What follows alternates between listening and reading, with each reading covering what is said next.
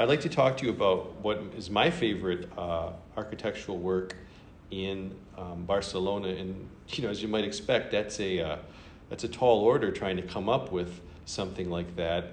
It's sort of like the best Beatles album, or your favorite specialty of Italian cuisine or something like that. It's just almost impossible to. I know Dr. Garcia Fernandez. I would stump him on both of those particular topics. He could not come back any more than he could about famous Spanish wine, best song by Bing Crosby, anything like this. No, He'd be can't. perfectly There's lost. way too many. Let's see. It should be Spanish through some.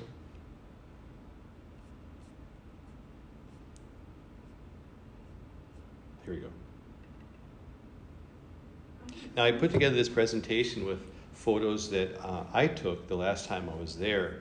We'll talk a little bit about the architect and a little bit about his work. I hope you enjoy it. It's called the Palace of Catalan Music. Catalunya has a really rich tradition of popular music, which are like folk songs. Instruments, of course, are important, playing guitars and so forth, but the guitar really isn't as prominent in that part of Spain as it is in Andalusia in the south. Right? When we think of our great guitarist, Segovia, he actually wasn't from Segovia, he was from the region called Jerez in the south of Spain. When we think of these great guitarists, a lot of them come from southern Spain, but coro groups, that is people getting together and singing in harmony, either in a religious context or just telling folk stories to one another, that is really, really ingrained in the Catalonian character. And it's sort of the inspiration for this. Now, as we talked about Barcelona and its period of modernism being an artistic movement where things sort of took their own direction, it was just a really, really rich and fertile time and place to be in, whether it was on the coast or it was in that particular part of Spain, or it was a case of lots of money coming in. The people in Barcelona, the industrialists, were making money hand over fist, especially with the remaining colonies that Spain had in the Americas in the late 19th century. Of course, all that's going to change, right, in 1898 with the Spanish-American War. But there'd still be some residual wealth floating around Barcelona, and also for that matter in Madrid and the rest of Spain, Bilbao. But this is really the high point where artists, we have sort of a confluence of super talented artists with the funding they need from sort of charitable, wealthy people, all right? It'd be sort of like if Mark Zuckerberg just decided to throw a bunch of money at a bunch of artists, or Elon Musk decided to throw a bunch of money at a lot of different artists in a particular time and place. And when I mean artists, I mean musicians, I mean writers, I mean painters, and I also mean, of course, architects. Architects being the most salient example of the artists in this particular period of history in Barcelona. So this is the architect. His name is Lluís Domènech in Montenere. He was born in 1849. He died 3 years before Gaudí died. He was about 4 years older than Gaudí. This is a painting by another famous artist of modernism, Ramon Casas, who is actually sort of a tutor for the young Pablo Picasso, who in his late teens and early 20s spent a great amount of time in Barcelona, and sort of, in a lot of ways, he stole a lot of Ramon Casas' techniques and ideas for his work, and then he went to Paris and made it really big. For that reason, in Barcelona, we have one of the best collections of Picasso's early work. Barcelona meant so much to him. Picasso was from southern Spain. He was Malagueño, right? He was from southern Spain on the coast, but he loved Barcelona so much, this most un-Spanish of Spanish cities, that he donated hundreds and hundreds of sketches and paintings and different sorts of drafts of more famous works to the city, and they found a beautiful building in the old quarter of the city and made it his museum. Undoubtedly, you'll visit that museum as well. This fellow right here was really a man of his time, and he was very public. He was a very public architect. He was born and died in Barcelona. He didn't go anywhere else. He wasn't from anywhere else. Catalonian through and through, right? He was a professor of architecture, and in fact, Gaudí was a student for a while, even though he was just slightly older than Gaudí. He knew Gaudí. He wasn't really a friend of Gaudí. Their personalities could really not be more distinct. Gaudí became kind of mysterious, hermetic, right? Ultra-religious. He was a little bit more of a Renaissance man, a little bit more of a public figure, right? You could see him at festivals, at operas, in cafes talking with people. Also, he participated in government, something that Gaudí would never have imagined doing, right? For Gaudí, government was ordained by God, and we all followed God's rules. Okay?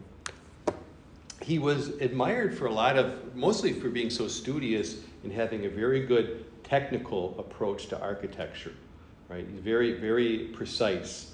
But also he was really good at motivating his crews of workmen to do good work, right? They wanted to do the best possible work. And of course, when we talk about these architects, we're not simply talking about bricklayers and carpenters. We're talking about people who worked in stained glass. We're talking about people who worked in ceramics. We're talking about people who were sculptors, right? Gaudí, as well as Domenech and Montenere, had a lot of people, technical craftsmen, working for them to produce their works. Okay. According to Robert Hughes, he said, if any architect can be properly called, or properly be called the universal man or Renaissance man of Catalan modernism, that person is Lluís Domènech y Muntaner. Okay?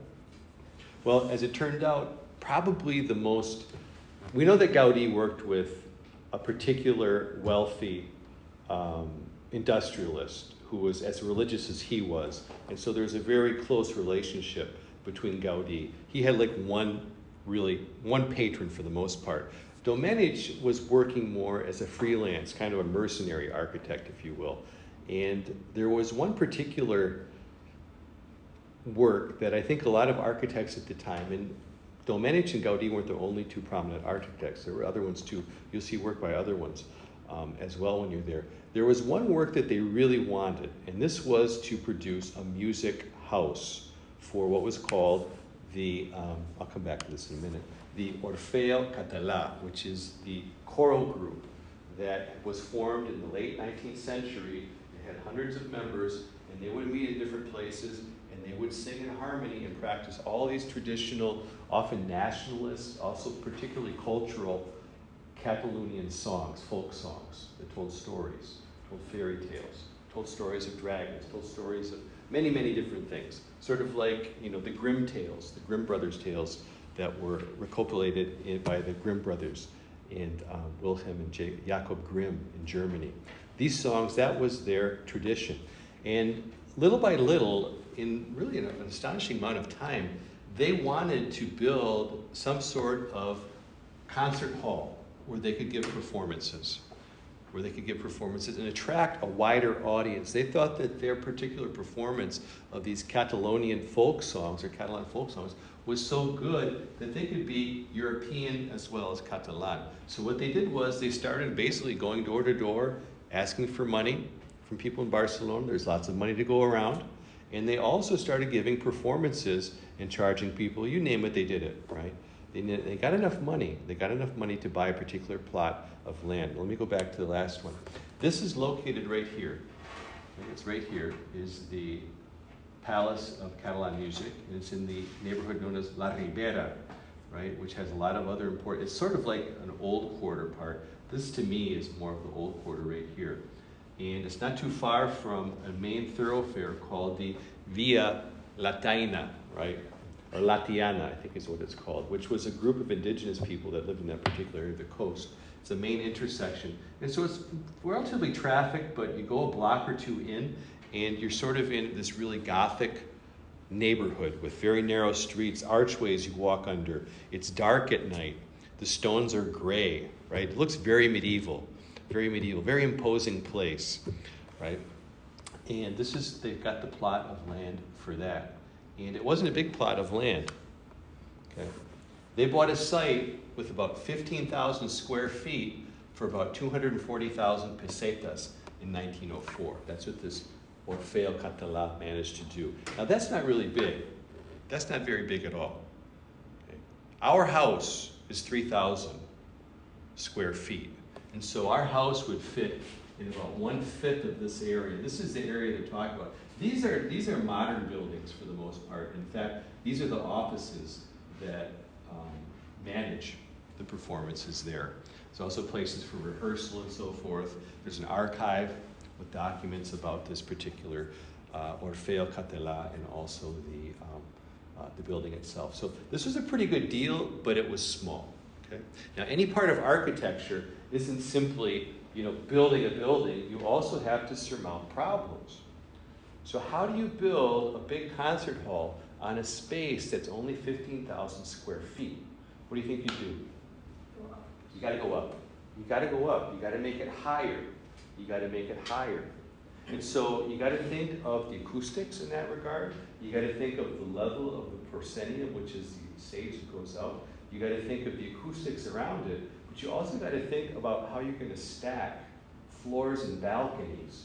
So people aren't so high they can't see anything, right? They're comfortable and they can hear it well. Okay, so these are some of the puzzles that Domenech had to resolve. Another one was the fact that the streets are so narrow. If you're looking down one of the streets, there's buildings here, right? And then there's the street, and here's the Palacio de la Música Catalana. How can you see the facade, the fachada, and be duly impressed and know what it is? Because this is a building that must be ornamental. It must be decorative. It must be moving, and it must make a huge impression on people. Because the best art of Catalonia, the most prominent form of art, this popular singing, is going to be featured there. Right? So these are some of the things he had to do. So what Domenech did, he did something very clever. This isn't something Gaudi would have done, but he studied the use of steel girders used vertically. And so when you see these columns in this building, they have steel girders structured vertically, bolted. This is pretty early for this sort of thing. In Chicago, they were doing it, but in this particular part of Spain, it wasn't something that was they had a lot of practice with. And as it gets bigger, he's going to use less and less stone and more glass, because glass is a lot lighter than stone. It's a lot lighter than steel. So it's really going to be, from this point upwards, it's simply going to be steel girder and glass, all ornamented, right? And then the roof has to be the lightest thing of all, right? So these are some of the problems he had to resolve. Now, this solves several problems for him. One, he gets the height that he wants. It's going to be able to hold more people for these concerts. And at the same time, it's going to have a natural light, as if these people were performing outside. Okay. So this is the view from the street. It's on the corner of the streets Amadou Vives y Sant Pere Més Alto. That's St. Peter the Most High. And you can see he's got some of his columns here, right? These aren't Roman columns or Roman arches with the keystone. These have steel girders in them. And the facade goes up that way. You can just catch a glimpse of some of the really iconic columns that are on the second floor of the foyer, the vestibulo, right? Because the vestibulo is when you go in here, but then there's some stairways that go up.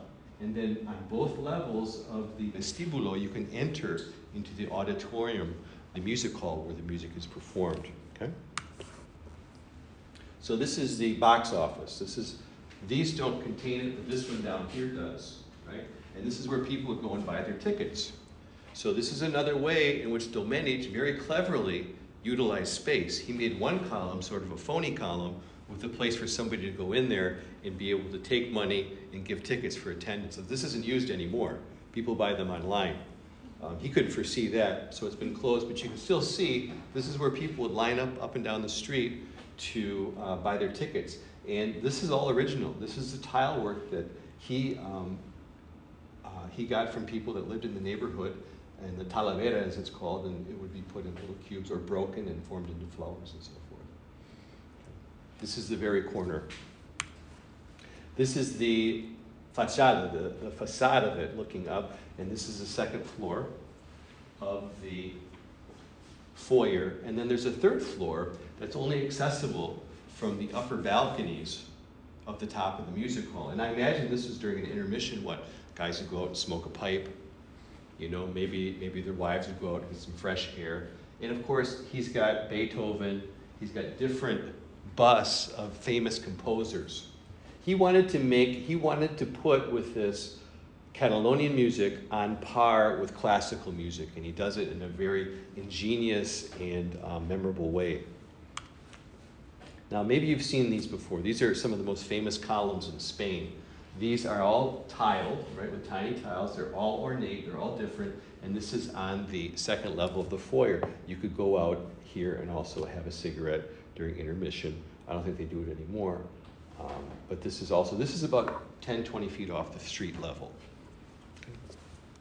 Any questions so far? ¿Qué significa Orfeo? Orfeo is Orpheum. Orpheum. If you remember in Greek literature, Orpheus was, I believe, a very talented musician who he challenged the gods. He was such a good musician. And in fact, the Orpheum Theater in Memphis is named after him. And there was actually a whole string of vaudeville theaters that was called the Orpheum Circuit. And so it all goes back to the same idea of that Greek character. Super talented musician. Right, super talented musician. Produces wonderful music. This is looking out at those columns from the inside. You can see they've got biombos right now here made of glass, made of stained glass. We looked at a presentation by Gaudí, and if you recall, Gaudí's signature element in all his architecture, especially his late architecture, was what? What did he always put on there? Like it was his signature. It's like a transverse cross like this.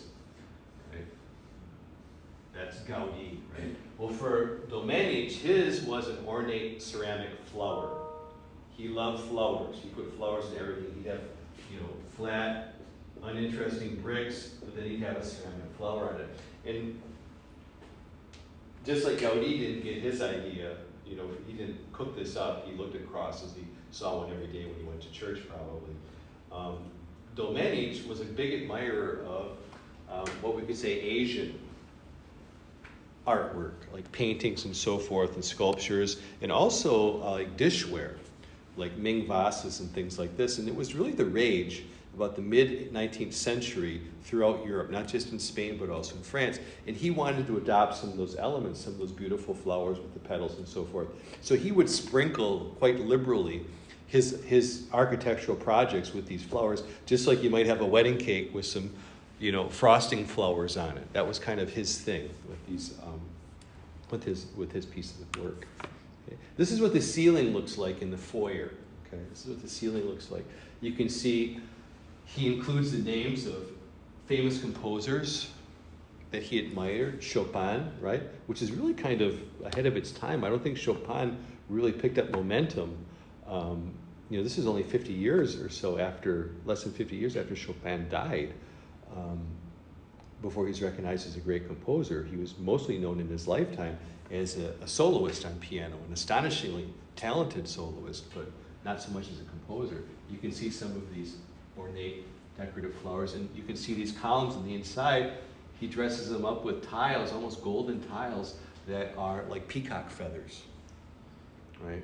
He's just going all out with this. This is going to be everything, every square inch of this place is a feast for the eyes. Here's an image of the stairway going up. Again, this is stained glass that looks into the auditorium. So you come up this way off the street. This is the second level of the foyer, and you go up here and you enter the auditorium. Escalera del segundo piso, del vestíbulo a los balcones. Okay. Now we're going to go into the auditorium. The proscenium would be the place that extends out into the audience. It's like extended scene, proscenium, right? So it goes up this way. By the way, Fatima, how come that's not proscenio? Why is it proscenium just like it is in Latin? You mean what word comes from it? Yeah, why is it still a Latin word, not a Spanish word?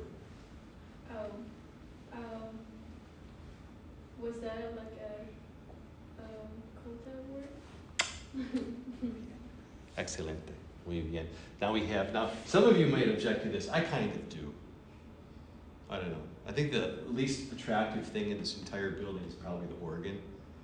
I don't know. I mean, what do you think? Yeah, I mean, I guess there's a reason why he did it, because he can fill the whole room with the with the sound of a big pipe organ like that. But, Yeah. But yeah, it's a little bit of a, not the most interesting thing when you see everything else around it. It looks a little bit incongruous, doesn't it? To me, it does at least. Of course, I don't like organ music anyways. You know, they could have done something. I don't know. I do if it's jazz, but that's about it. It's jazz. Maybe it looks different in person. Could be, yeah, could be. It's kind of focused on this, isn't it? Maybe if we take a step back. Now, if you look here, you can see that sort of the frame of this particular area where the musicians would perform is like a merger of great tradition of Catalonian music with great classical music. This is representing Wagner. That's Wagner, who was a German composer who was really popular in the late 19th century, and he did lots of big classical, monumental classical works. And this represents the Ride of the Valkyrie.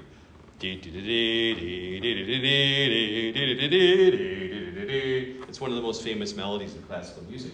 But over here, we have a local organizer, Lluís Domènech, who helped organize the Orfeo Catalan, with like some young maidens and their grandfather, and they're all singing while they're washing clothes in the river under a tree. So this is the Catalonian musical tradition with the wider European musical tradition merged together. Okay. So this is called, that thing over here is called the Allegory of Catalan folk song, the Cançó Popular, that inspired the Orpheum, the Catalonian Orpheum, and this is the Ride of the Valkyries on this side. So you've got something that's really pastoral, gentle, no instruments, very popular, with something that's bombastic, loud, full of musicians, European, right? And German.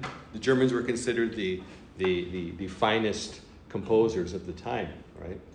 Here, what you have 18 different musicians, female musicians, all playing different instruments.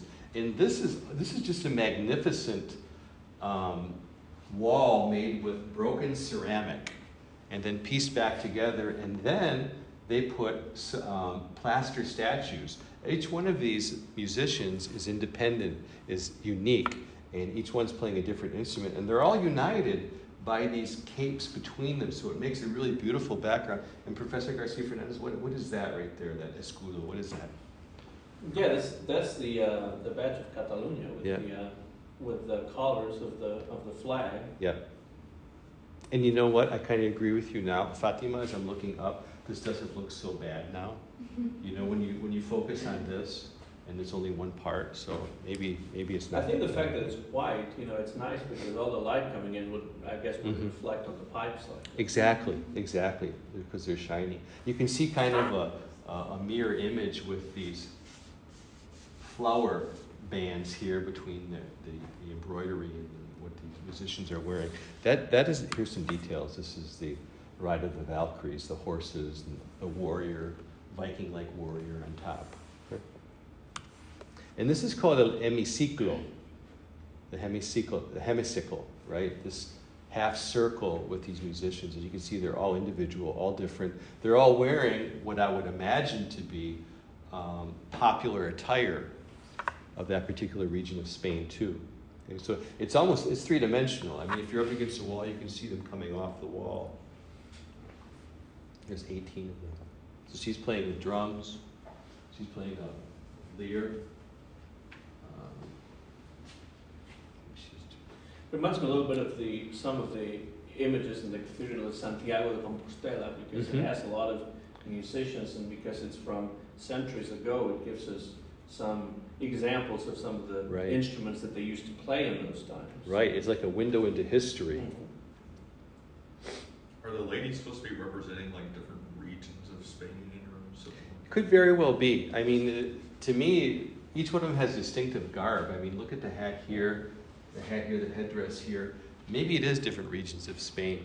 Maybe it is. If you saw my office, I've got this collection of stamps from Spain, and each one of the stamps has a young woman dressed in regional clothing.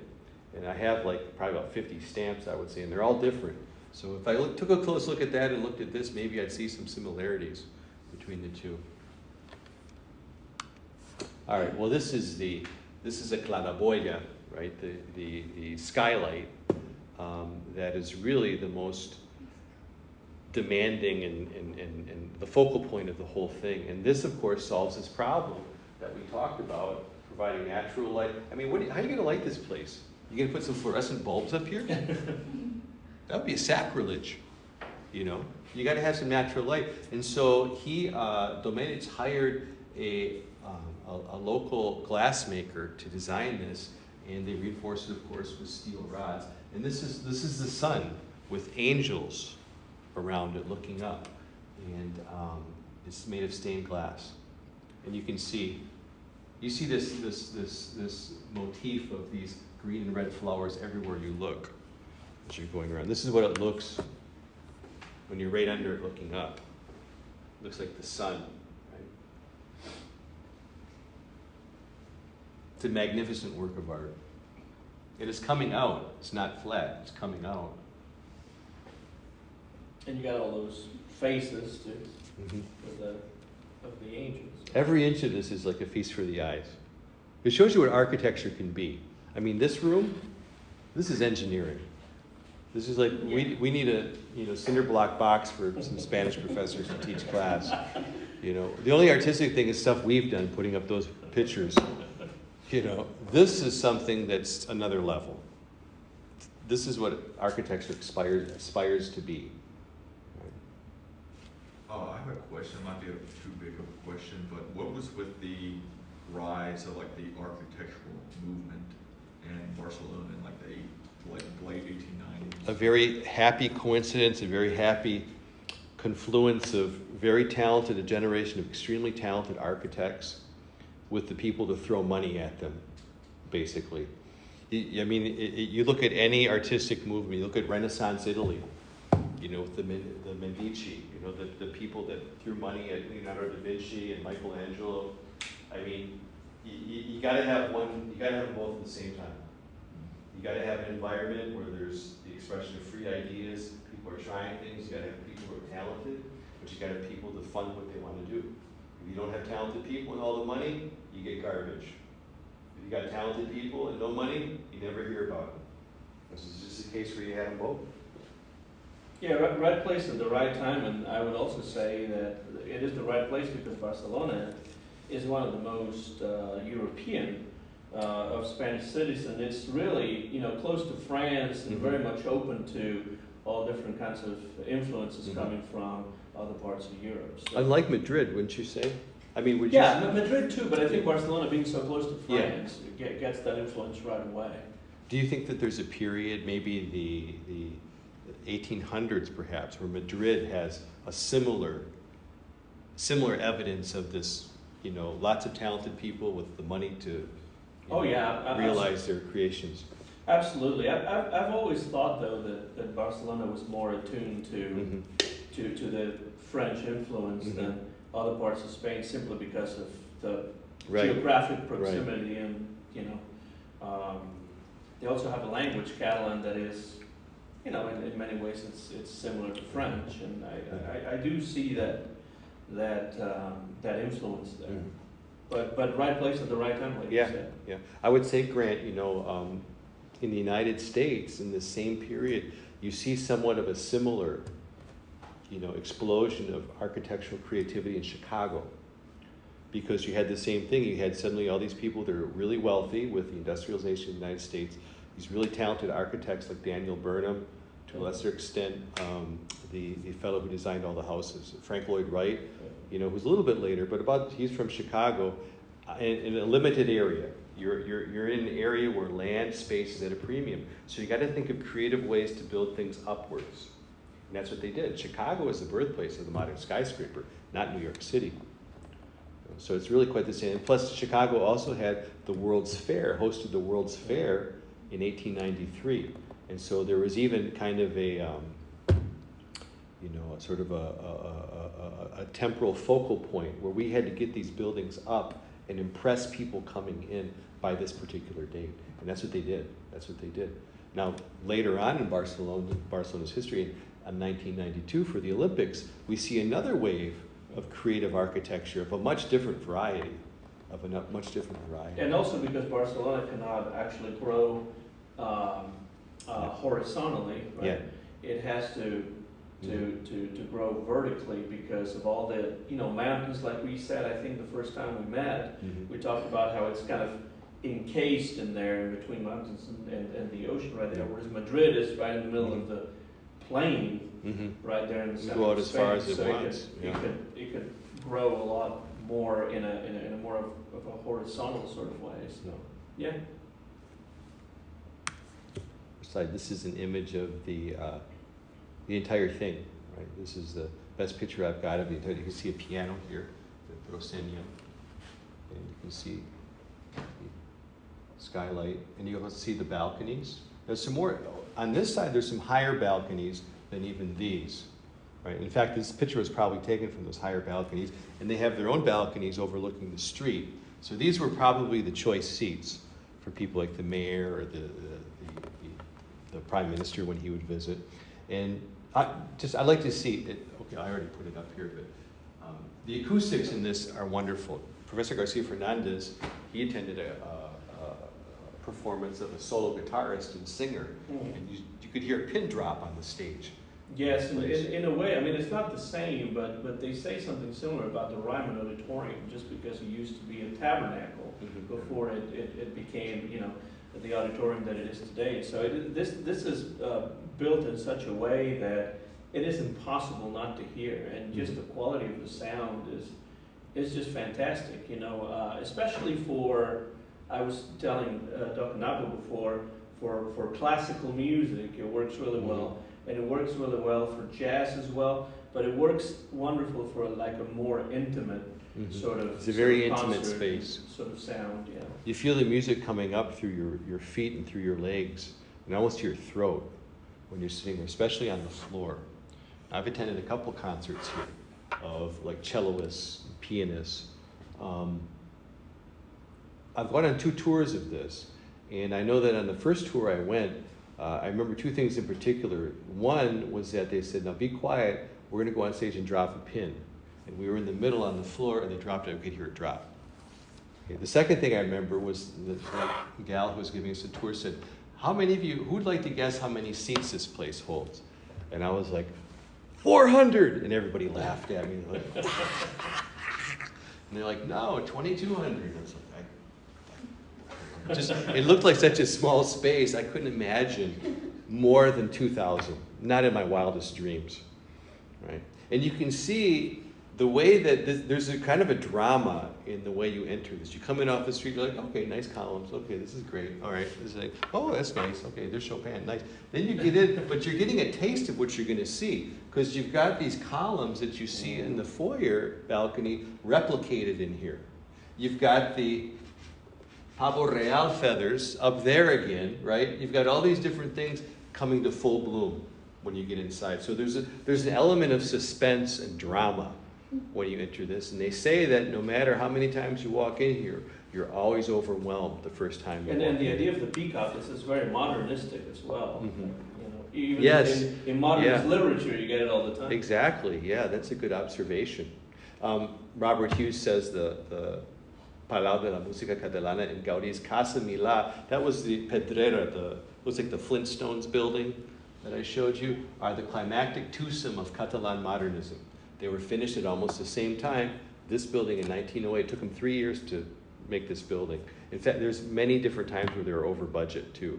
They didn't have enough money, right? And a couple of times they were just like, forget it, we'll just work, the money will come in, right? They were really, really, really enthused and what's the word I'm looking for? Invested in the construction of this particular building. In conceptual daring, formal brilliance, and extremity of symbolism and decorative effect, nothing like them would be built in Barcelona again. So there you have, this is a work that's on par with anything Gaudí did. This is a cutaway with the front of it here, right, with the columns. You pay for your ticket and so forth. The balcony with the columns here, and then the exclusive balconies. And you can see there's seats here. And then the Proscenium would be out here, and you can see the tree of the Cansao Popular that we talked about, and then this would be the what? the skylight, right? So there's actually another clear piece of glass over it, and there's all this space there. So you can see, as it goes up, it gets lighter. As it goes up, it gets lighter. Any questions?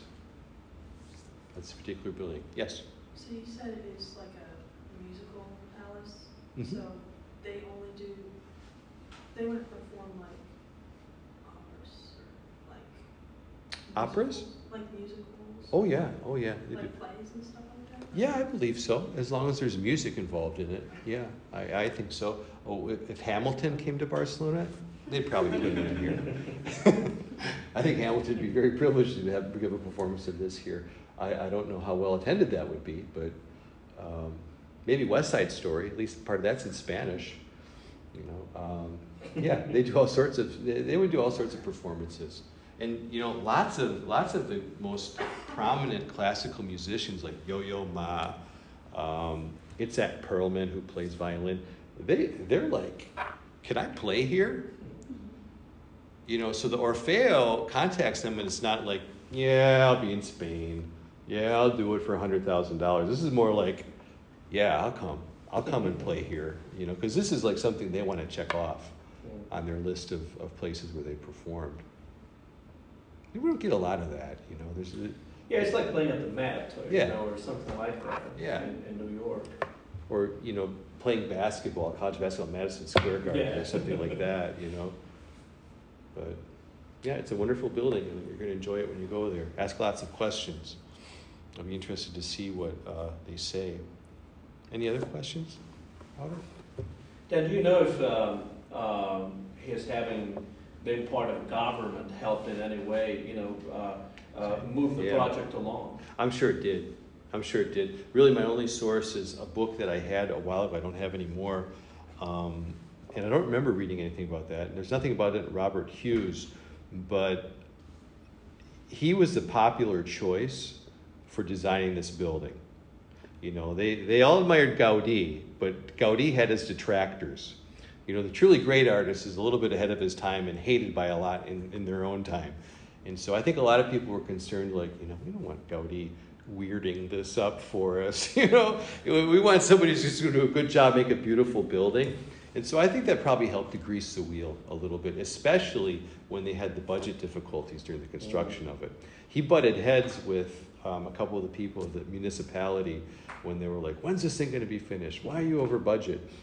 And he managed to talk to some benefactors and get some extra donations to come in. But Did it have any relationship with Gaudí or not? with this, no. And I'd be really interested to find out what Gaudí had to say about this.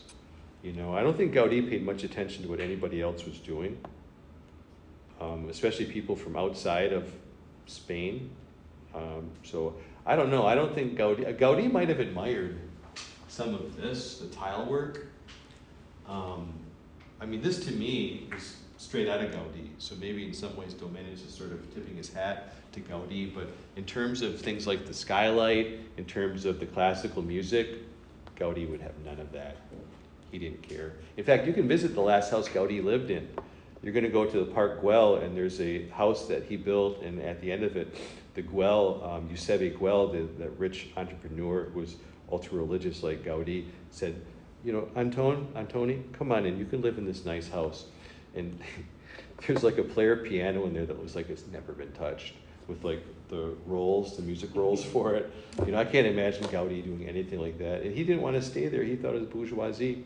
He'd rather sleep on a straw mattress on the floor in the Sagrada Familia, and wear the same clothes and wear, you know, shoes made of, you know, palm leaves and stuff like that, and grow his beard down. You know, that guy was something else. That guy was something else. I don't know. I would also like to know what Domenech thought of Gaudí as his student.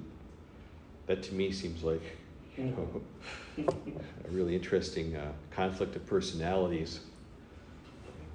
Well, great. I hope you guys enjoy your visit to this magnificent building. There's no other building like it in the world.